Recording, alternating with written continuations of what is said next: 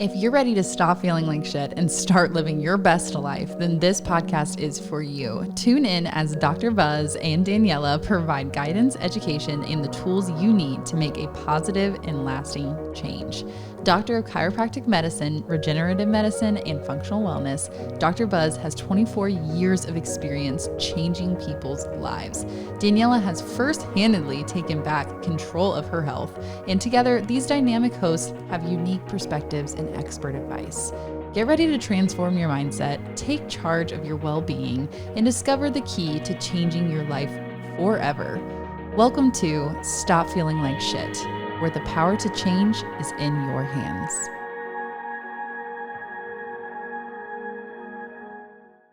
Welcome back to Stop Feeling Like Shit. And today's special guest, we have Nick Andrews with us, and we're going to be talking about mental illness, mitochondrial dysfunction, and gut health. But first, Nick, I'd like to get your background. Tell us some stuff about yourself. What are you doing? Where you come from? Definitely. So originally spent about 20 years in biopharma, biochemical engineer by background education.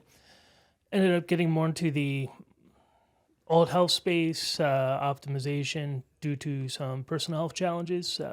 Downhill mountain bike crash, tore my shoulder, had to have a lot of the cartilage removed, and ended up losing just a lot of range of motion. Basically was told there weren't any real options. Yeah, you're just going to have a joint replacement in a few years. And being the industry I was in, I knew that wasn't the best answer.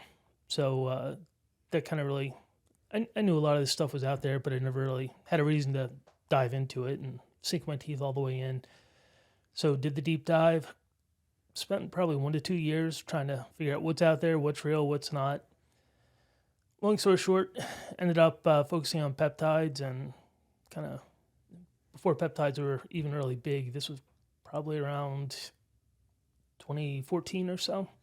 Came up with a protocol for myself, basically PPC, TB500, GHKCU. Ran that for about 1.5 years and basically rebuilt my shoulder. Yeah, and for everyone listening today, you want to tell them what peptides are? So peptides, so you have amino acids, you have proteins, and you have peptides. Peptides are in the middle. The only difference between the three is you think of it like Legos. So if you only have 2 or 3, that's 1, 2, or 3. That's essentially an amino acid. Mm-hmm. A peptide is when you kind of have, say, 5 to 10 Legos stuck together. And then when you suddenly have 20, 30, 40, 50 Legos stuck together, now you're talking about proteins. And in biology, the size of the molecule can very much change its function. So while that may sound trivial, like, oh, just a few amino acids or 100 amino acids, size matters when it comes to biology. And these peptides that you're talking about, are they naturally occurring in the body? Are they synthetic? So they can be both. Most of the therapeutic peptides I've heard about, whether it's BPC, TB500, GHKCU, what you're using when you use those are either the exact same thing that your body produces or a very, very close analog. And in the cases of most of the therapeutic peptides, they're manufactured synthetically. So fancy biotechnology, you build the peptides molecule by molecule, amino acid by amino acid. So they're synthetically manufactured, high level of purity, and then you use them. There are other sorts. So everybody's heard of collagen peptides, right? So collagen is extracted, for example, from cow bones. There are a handful of peptides, not for therapeutic uses, but more for topical skincare, things like that. You can absolutely extract them from natural sources. I guess one kind of gray area in between. A lot of people may not be familiar with them. There's something called bioregulators. It's a certain class of peptide. Some of them are made synthetically, but a lot of them are actually extracted from cow tissue the same way you would collagen. Wow. Very cool. And so let's jump into our topic today, which is mental illness, mitochondrial dysfunction, and gut health. So Dr. Buzz, tell us a little bit about, in today's world, mental illness. Yeah, unfortunately, mental illness is a huge problem in society. I think 1 in 5 people have been diagnosed with some type of mental disorder, which is a lot of people, right? And I think what we're finding though is a lot of these mental problems that people have are basically because not be is from the inside out. Either their mitochondrial health they're having issues with, or gut health. And just to kind of be clear, so your mitochondria is basically controls is the basically the energy source of your cells. And obviously, if there's malfunctions with that, it can affect all these neuroendocrine hormones, and it can have a big effect on your mental health. So kind of the way we could look at things here is when someone comes to us and they're suffering with depression or all these different type of conditions, let's look at them first before we put them on a drug. Let's see if there's something we can do, to get them working better before you put them on sometimes from the outside, if that makes sense. Mm-hmm. Yes, So, it does. Yeah. So we talk about depression, a couple big ones: ADHD, schizophrenia, those. So you were talking about the mitochondria. So deep dive into that real quick. Explain. You said it's the powerhouse, right? it's basically how your body, we take in carbohydrates, fats, and proteins, and we convert that into energy, or ATP. And that whole thing, the Krebs cycle is what does that. And like one peptide we'll talk about today, or one supplement we'll talk about, is NAD, which can be very valuable for that. So NAD is the coenzyme that makes that whole thing work. So, but that gets depleted with age and lots of different environmental factors. And what we're finding with people is when their NAD levels are depleted, which in today's society is pretty pandemic, these people, all of it like literally changes their lives. They have more energy. They don't feel depressed. They don't have it gets rid of the ADHD. You might say, well, how does that even work? Well, it just gets your body, you're basically can produce more energy, and you're just more mentally clear. Mm-hmm. If you want to add to that, Nick. And we see a lot of it too, like post-COVID. Like a lot of these people, they either have vaccine type injuries, or even post-COVID, the mitochondria, when we test it, like with organic acid testing, is really messed up. Yeah. So to take that to another level, is an easy way to think about it is it's not just giving more energy. So an easy way to think about it, to shift it to a slightly different perspective, is a lot of people think of biology in terms of chemistry. This chemical reacting with this chemical. Mm-hmm. It's actually a deeper level than that. So physiology is actually, as you know, because I've, earlier today saw your PEMF machine, is biology is fundamentally electrical. So, for example, everybody by this point has heard of, hey, blue light's bad, red light's good. Mm-hmm. Well, why is that? The light's actually transmitting electron via photons, and that's triggering various biological processes. In the case of blue light, it can disrupt processes that should be going a certain way. In the case of red light, it can amplify beneficial processes. Mm-hmm. So when you come down to the mitochondria, fundamentally what's happening is it's essentially acting like an electrical power plant. So in biology, electricity is produced, moved about, utilized by, generally speaking, passing electrons from one molecule to another. So an easy way to think of this so that it makes more sense is saying, why does this one supplement, chemical, peptide, whatever you want to call it, do all these things? Is think of your mitochondria as a power plant. Mm-hmm. Think of the entire country. You have however many power plants all over the country. Well, if some of those power plants start not working so well, maybe New York City's having brownouts and having issues because their power plant is struggling. But, LA is fine. So, you can have vice versa, right? Maybe the power plant in Dallas isn't working so well, and, they're having power spikes and it's frying everybody's electronics. You're seeing the exact same thing in people. So that's why you can have mitochondrial dysfunction take so many different forms. It can be a psychiatric form. It can be low energy. It can be a health state. It can be so many things because it depends essentially on where's the power plant struggling. Right. Because not only is it's not just each cell has a mitochondria. Cells have many, many of them, and different tissue types have very different densities as well. Mm-hmm. So when you look at it from that perspective, it starts to make a lot more sense. It's not just like, well, you're going to take for like a better term, a supplement, right? Or, you can do an IV infusion. Well, how's it doing all these different things? Because the mitochondria is the foundation level, and all the other biological machinery that sits on top of it that actually whether it's neurotransmitters or muscle tissue performing its job or your heart beating. If the power plants for that little area, for that city, isn't working correctly, that's where you're going to see the dysfunction. And that's where you get into the whole biological N of one. You know, we're all humans, we're all generally built the same, but each of us have different weak points, different susceptibilities. Some of it's genetic, some of it's lifestyle. It can be any number of things.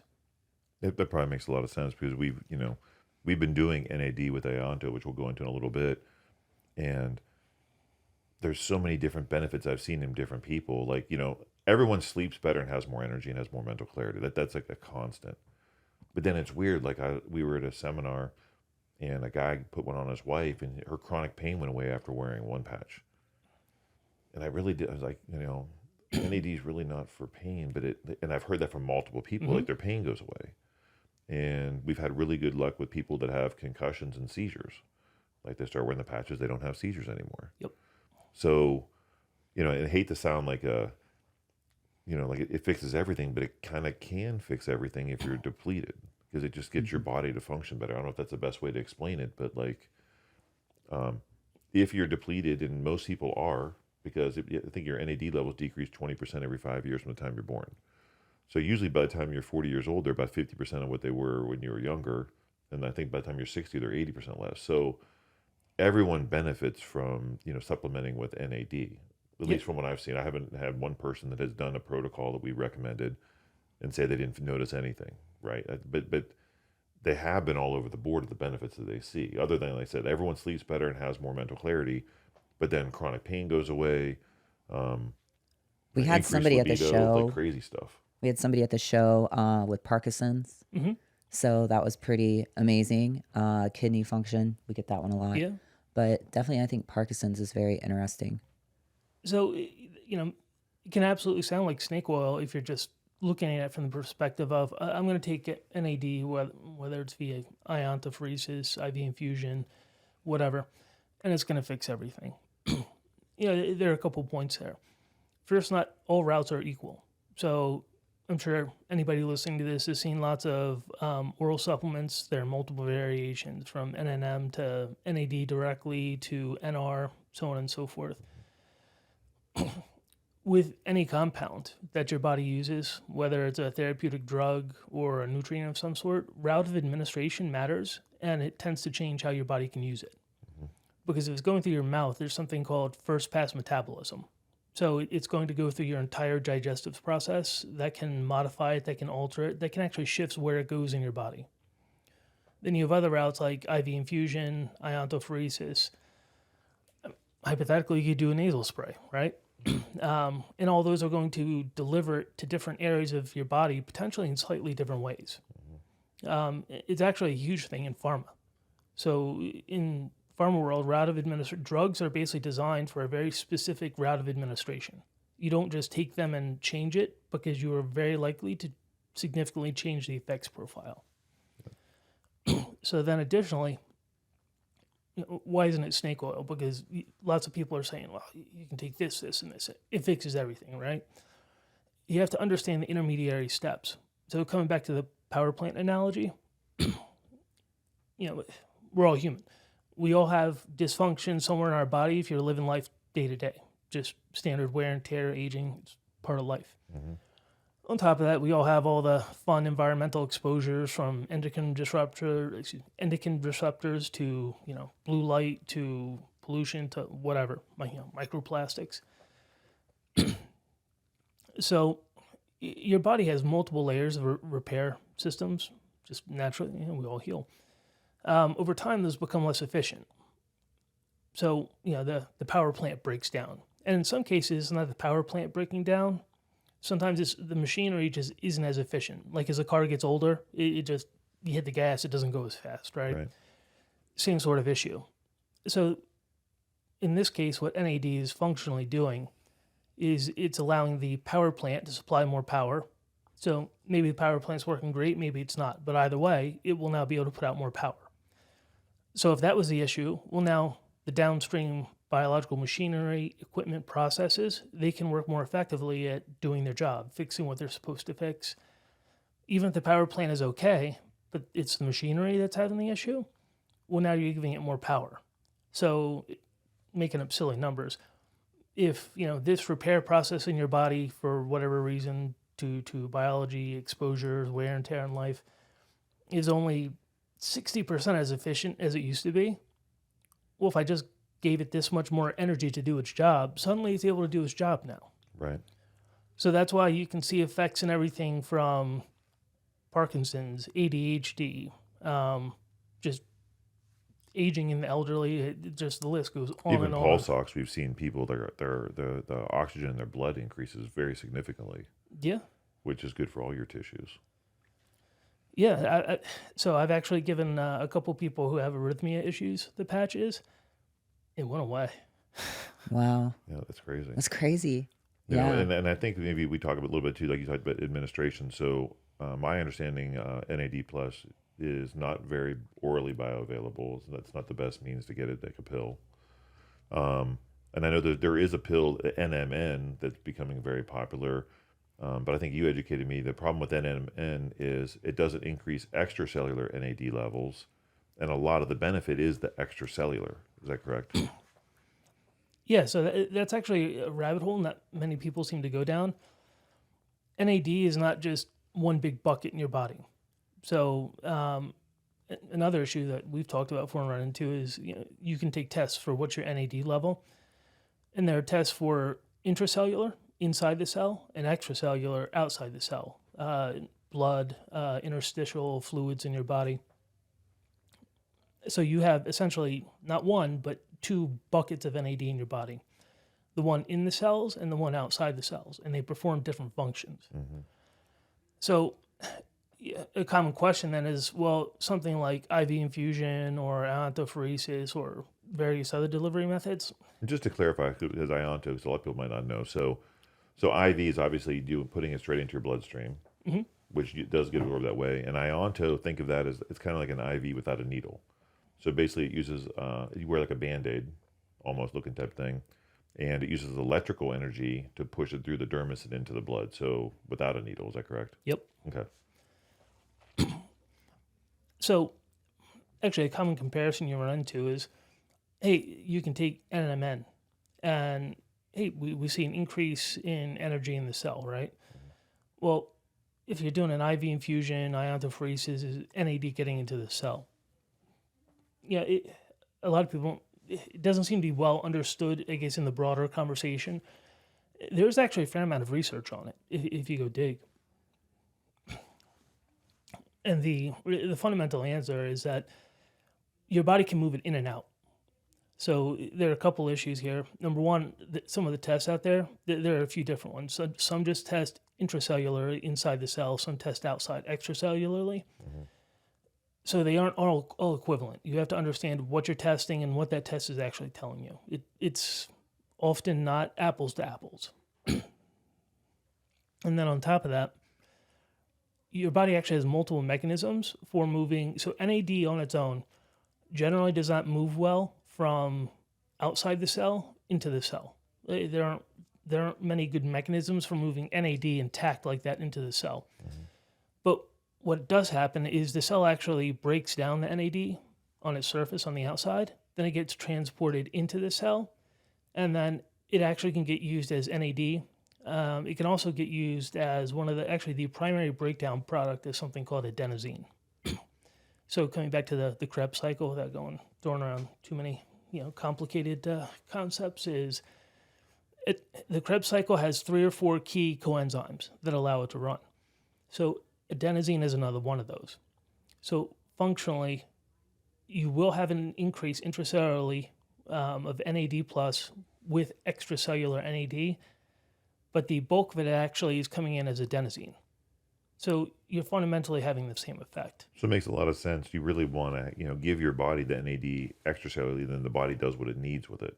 Exactly. Instead of if you take NMN, you're getting NMN in the cell, but you might not be getting the adenosine and other things you potentially need. So, once again, kind of trust the body, give your body the nutrients that it wants and needs, and let the body break down and do whatever it needs with it. I think that's my understanding of it.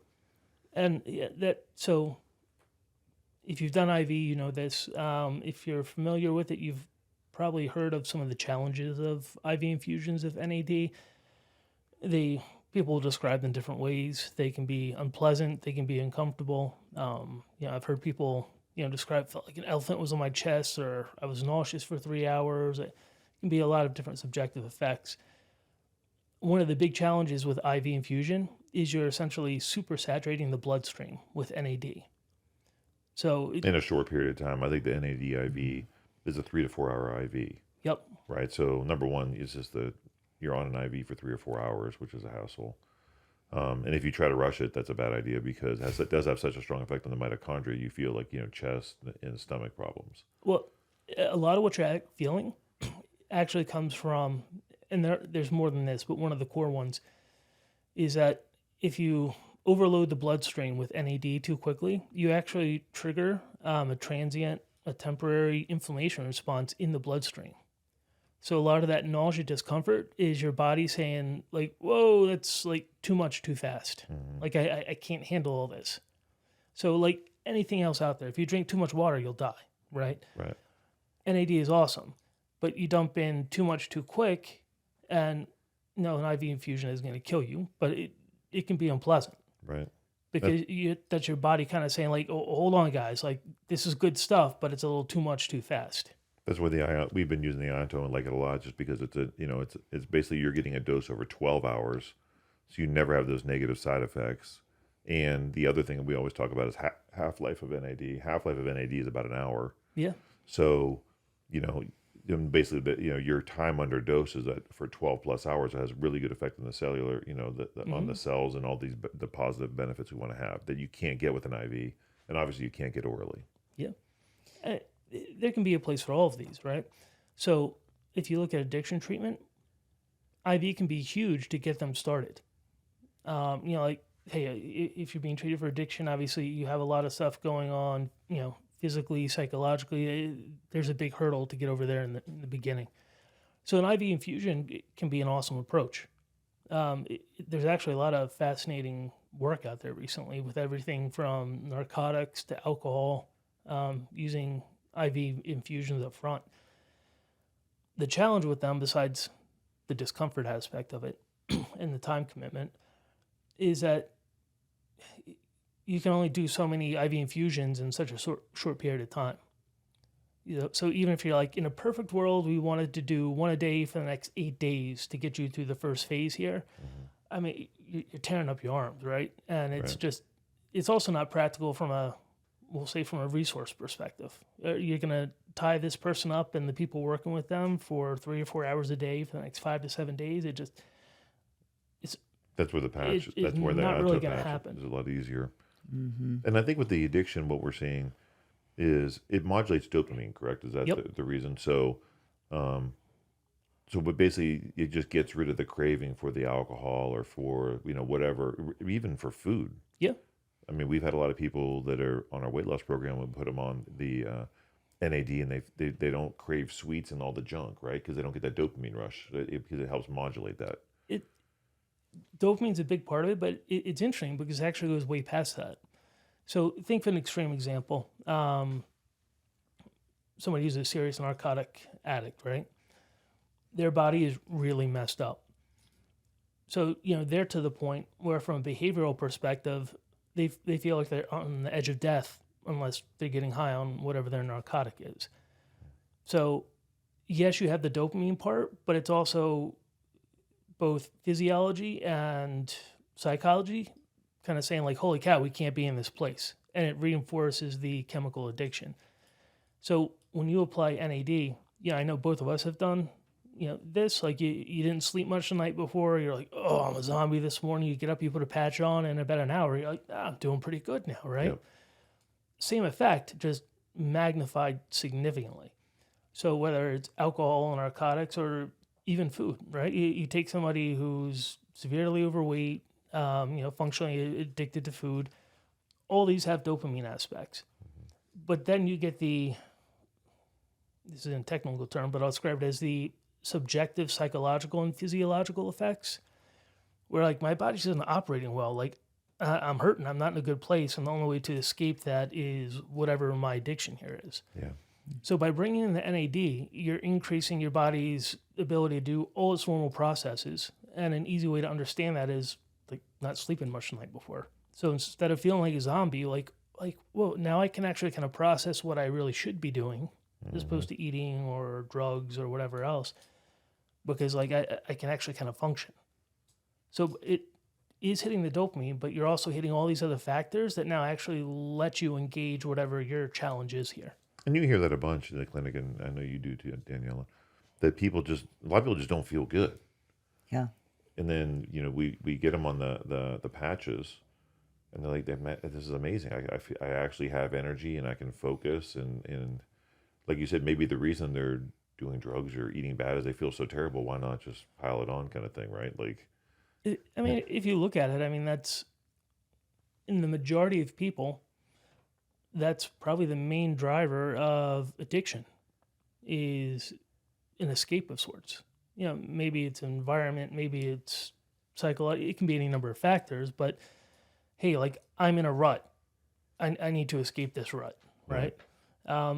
Let's be honest, you even see it in the high-end business world of like, hey, I just have to perform, so I'm going to go pop some Adderall. Yeah. Like, okay, you can get away with that for a little bit, but that's going to catch up with you real quick. Versus, hey, instead of doing that, which is going to be neurodegenerative long term, like, we've already, we know several people use them like this, like throwing a patch. Like your overall energy is increased. You can go be Mr. High Performer, this and that, without all the negatives. Yeah. Then you think that the signs and symptoms of being diagnosed with depression is lack of energy, lethargy. So, we talked about this on some other podcasts. Depression is a real thing, but I think it's overdiagnosed. A lot of times you don't feel good, and you're too young, so you can't have low testosterone. So it can't be that, even though low testosterone and depression have very mirror image, like they're mirror image diagnoses, right? Or maybe they're just, their mitochondria aren't functioning properly and they just can't focus and they have no energy. So instead of getting on a depression, like an SSRI or something, which really messes you up long term, and if you need it, but that should be your last resort. Well, think about it this way. Look at it. It's actually fascinating. Look at I probably can't say the majority, but look at a large portion of psychiatric issues, whether it's depression, ADHD, on and on and on, is actually three interesting things which all tie back to this. Number one, there are studies that showing light exposure pattern, sunlight exposure in the morning, minimal blue light in the evening, that's a whole rabbit hole in itself. But that, pardon me, that going to the gym, right? Resistance training, as well as keto or carnivore type diets, they are all demonstrated to have very real positive impacts on a wide array of psychiatric challenges. Mm-hmm. And then you can kind of get into why. What's the common thread there? And there is one. The common thread in all of them is essentially energy disruption, if you really want to boil it down and simplify it. And each of them are approaching that from a different area, whether it's light patterns, light exposure, whether it's diet, whether it's exercise. For example, weight training, as you probably know better than me. Through resistance training, you're actually increasing the density of your mitochondria and generating new ones. So all this ties back to, for example, NAD+, because once again, it's actually hitting the exact same thread, which is, you could describe as energy homeostasis. Mm-hmm. If the power plants aren't putting out enough power to run the city, who knows which block is going to brown out first, but you're going to start having parts of the city brown out on you. Wow. I love it. My mind is blowing over here. I'm sure yours is too, because most of us have heard of NAD, and a lot of people know of NAD IVs. So this is some great stuff. And I know we always talk about everything goes back to the gut, right? So, signs of depression, those symptoms, all that stuff, we always talk about functional medicine always leads back to gut health, wouldn't you say? It can, I think a lot of when someone has the signs of depression or mental I think that the system you have to look at, you have to look at the endocrine system to make sure their hormonal system is functioning properly, and you cannot use age as a judge. So we have people coming here in their 20s and their hormones are shot. And I don't know that, that's a whole nother podcast. Is it the blue light? Is the plastics in our water? Is it, like, I don't know what it is, but I mean, the labs don't lie. We see it every single day here at the office. I do think you have to look at the mitochondria and how they're functioning. Especially, we do organic acid testing, which you don't have to do on everyone, but like when we test people, their mitochondria are messed up. And if the mitochondria aren't functioning right, you're never going to have energy, you're never going to have mental clarity, and you're not going to be sleeping well. You're going to have all these issues, which can lead you to having, depression and these different type of things. And then finally, the gut is important because, your serotonin and dopamine, the majority of those are produced in your gut, and those are your feel-good hormones. So if you have some type of chronic gut infection or gut issues, you're not going to produce these feel-good hormones, which, once again, put you down that rabbit hole of, depression or mental disorder. So, at the end of the day, when someone has these type of things, I think, you evaluate all three of those systems, do a blood work, do a gut test, maybe do an organic acid test and figure out what it is before you get on, these synthetic medications that once you get on these are really hard to get off of. And none of those fix the root cause. Mm-hmm. You know what I'm saying? So I think it just makes a lot of sense, especially if someone hasn't been depressed their whole life. Like, you were good and then something happened and you can't get out of this funk. There's got to be something, it's not a genetic thing. There's got to be something going on, and usually you can fix those things, and unfortunately traditional medicine isn't set up to catch these things. An average doctor's visit 6 minutes. Right. You can't dig into someone's endocrine, GI, and mitochondrial health in 6 minutes. It's just impossible. So unfortunately, a lot of times you go to the doctor, and your kid can't focus. Oh, he has ADHD. We'll put him on this medication. Like, well, I think also is people are really desperate to feel good. I mean, I'm desperate to feel good. I think people that feel like shit, they have these depressed symptoms. They're going through it in their life. They go to the doctor and they want to feel good so bad that they're not thinking the 6-minute visit isn't time enough. They're thinking, I'm going to the doctor. He's going to make me feel good.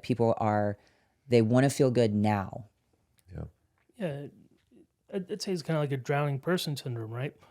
When you're drowning, you don't care what somebody's going to hand you. If it's a traffic cone, a branch, or a life preserver, or you, they're going to grab on and just hold on for all they can. And this is kind of beaten to death, but look at the average daily environment the average person lives in the West.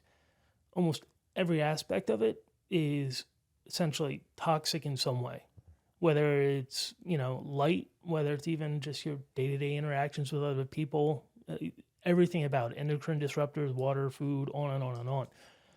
EMF exposure, which is very real. There are studies out there showing EMF exposure, whether it's your router, your cell phone, high voltage lines, disrupts mitochondrial output. So, and look at your kids. These kids these days, they're on their phones. Yeah. From the moment they wake up, they roll over in bed. They're on their phone. They're in class. They have their phones with them. They're in their pockets. So like, they're walking on their phone with their head down. Yeah. Well, they're driving on their phone. Not to get off point, but a fascinating thing, and this has kind of been known for a while, but it's really just starting to become more awareness in the mainstream medical and health community, is how important light is. So most people, they think UV, they're like, ooh, that's bad, sunburn, I need sunblock and this and that. But that's actually wrong. There are multiple studies out there. UV actually doesn't cause cancer. It's actually lack of UV that causes skin cancer. And really interesting is that your mitochondria, their proper function actually requires UV exposure. It gets extremely complicated, very complex, but the quick and dirty version is that functionally the pigments in your skin, as well as some of the other cellular components, essentially act as batteries for the UV light. And they pick it up and it gets transmitted all the way to the core of your body in all the mitochondria. So one way to think about it, which sounds really odd if you haven't kind of dived into this, is a lot of ways humans are more photosynthetic than plants are. because your body uses a vast majority of the wavelengths of light that you would naturally be exposed to if you were just outside most of the day. So once you disrupt that light exposure, you're disrupting your entire energy balance. So that would make sense when we Yeah. test people who have like third shift jobs. Almost every single one, their hormones are messed up. Yep. Because they're up at sleeping in the daytime, up at nighttime. It just wreaks havoc on the endocrine system, which wreaks havoc on the immune system, which can wreak havoc on your neurotransmitters. Yep. Which it's like it's this one thing feeds into the next, right? So for proper endocrine and neurotransmitter balances, and there's multiple pieces of published work on this, it's actually fundamental that your eyes aren't just for you seeing. They're photoreceptors that are telling your physiology how to make neurotransmitters, when to make them, what rate and scale to make them at. So just having exposure to sunrise and sunset alone has a documented significant impact on your neurotransmitter function and hence your endocrine function. It sounds absolutely trivial, and it's wild if you look into these studies and look at how big an impact it has. Wait, so you mean I just had to go stand outside for 15 minutes at sunrise and sunset? Yeah. Wow. And we love that. I love going outside and standing in the sun. Makes me feel good. But, I got off track coming back to the previous point is, when we're using something like NAD, and, there are multiple things like this. Maybe for some people it's, ice baths. Once again, those have a whole range of documented health benefits. And there's a number of reasons why, but one of them, it actually increases mitochondrial density in your tissue. So what does this really kind of all come back to is that the average lifestyle, the average environment we just all live in day to day, whether you're Mr. Biohacker or the average Joe on the street who's never heard of this, is that the environments we live in today are so highly disrupted that basically most of your physiological systems are like a drowning person screaming for help. Right. And we don't see it at that level. We see the end result of, I can't focus on anything, or I'm just depressed, or I'm having, endocrine issues, no energy, or, maybe it's like, hey, my skin is hyper reactive to everything. It can take 100 million different forms. So to your point is that, most people are like, I just need to feel better, right? And the challenge is there isn't one thing that's going to fix all these things because your body doesn't work independently. Your gut isn't just its own thing. Your endocrine system isn't just its own thing. Mm-hmm. These are all tied together, and you can't deal without one without dealing with the others. And that's part of the challenge of traditional pharmaceuticals is here, we're going to make a pill that just this, Adderall. Like, okay, we're just going to force your body to dump all its dopamine. You're going to feel like $1 million. Okay, cool, but that's going to have a lot of issues because you're forcing one part of the system without considering what it's doing everywhere else. Right. So the point of this is that whether it's NAD, massage is, massage therapy is documented to have a wide range of health effects. These are all doing the same thing. If you start putting one piece back together, it can give you both physiologically and psychologically room to start to address the rest. Right. So sort of the drowning, making full circle here, the drowning person concept of let's give you a life vest to hold on to so you stop panicking, and then we can work on getting you out of the water. Yeah. Mm-hmm. And just realize, if you've been diagnosed with depression, ADHD, or any of these things, go somewhere where they're going to evaluate all these systems. And really the last thing you should do would be get on like an SSRI or something. And I'm not saying those aren't necessary for some people, but that should be the last resort, not the first resort. Oh, absolutely. I mean, there are a whole laundry list of pharmaceutical drugs out there that have very legitimate uses, but you need to respect them, because especially when you start messing with, brain function, behavioral aspects, you can even get into statins like cholesterol, right? Like, you can't say there is zero place for them. That would be an incorrect statement. You can argue how much of a place, and you can argue all day long on that. But the issue is oversimplifying. Oh, well, here, just take this and you're all better. Like, no, like, depending on my health challenge or your health challenge, one of these drugs may be a useful tool for us, but you need to use it appropriately relative to the rest of the systems. Right. So if I'm, struggling with severe depression, suicidal ideation, there may be a legitimate case of, hey, we're going to go with a really, really low dose SSRI while we work on these other factors. And figure out, is it your gut? Is it your endocrine system? Is there something else going on here? Right. And I think, what we recommend is, look at your body and see what you're missing, and it can all be figured out with testing. You know what I'm saying? But unfortunately, you're not going to get in a 6-minute doctor visit. That's when you come to Buckeye. You're usually with one of our people. A typical visit is probably 45 minutes to an hour, because it takes that long to dig down to figure out what the heck is going on, right? And there's no cookie cutter, and maybe it is an NAD depletion. Maybe it is you have some type of gut issue going on. Maybe your hormones are messed up. That takes time to figure out, but you deserve it, because the alternative is just taking some type of pill to mask it and doesn't do anything for the root cause. Yeah. Well, and unfortunately, just due to which is a whole nother discussion, the reasons why is we're all trained today to an instant solution. Here, take this, be done, right? Whether it's Adderall, an SSRI, or anything else. I have some people in my family who struggled with some mental health issues, and honestly, the biggest change was I kind of browbeat them to be outside in the sunlight for 2 or 3 hours a day. And after about a month, they were like, holy cow, like, I am day and night. Still got some stuff to work on, but like, I can kind of function now. Yeah. Mm-hmm. Just by being like, I don't care if if it's cold out, sit in the window all day, right? If it's warm out, go sit in the backyard and work on your computer, like, whatever, like however you do it, try to get 2 to 3 hours of sunlight a day. And because, all three of us, who obviously, we're probably a little more aware of our lifestyle than a lot of people. But think about the average Joe. How many people barely ever see sunlight? Mm-hmm. You're in an office all day long, right? So no sunlight. Then you're under fluorescent lights. You do a whole podcast on the issues with that. Then you go home, you're in the car, you go home, and now it's just, you never have any natural light. Right. And this is just one example of, whether it's light, EMF exposure, all these factors. So you can just choose one of these things, but what you have to realize is that this stuff doesn't happen overnight. Just like you didn't get into that condition overnight. I could be ripped today, and if I sit on the couch and eat Doritos for the next 6 months, I'm going to be fat, right?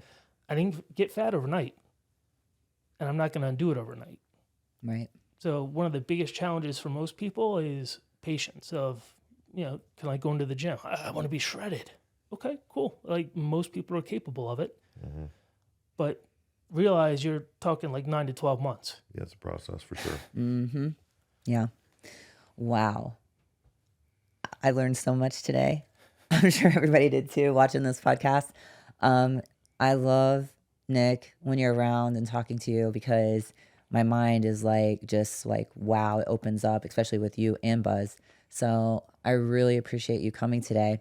And for all you listening, so what's really cool is if you have any questions about today's podcast, or any questions at all, or you want us to hit on any topics, you can go to our Instagram and DM us at Stop Feeling Like Shit. And we're going to be doing a Q&A in April that's coming up. So thank you for watching. And I know we're going to be seeing Nick again, because we're going to do another show with him. So we'll be seeing you again. Thank you, Danielle. Thanks.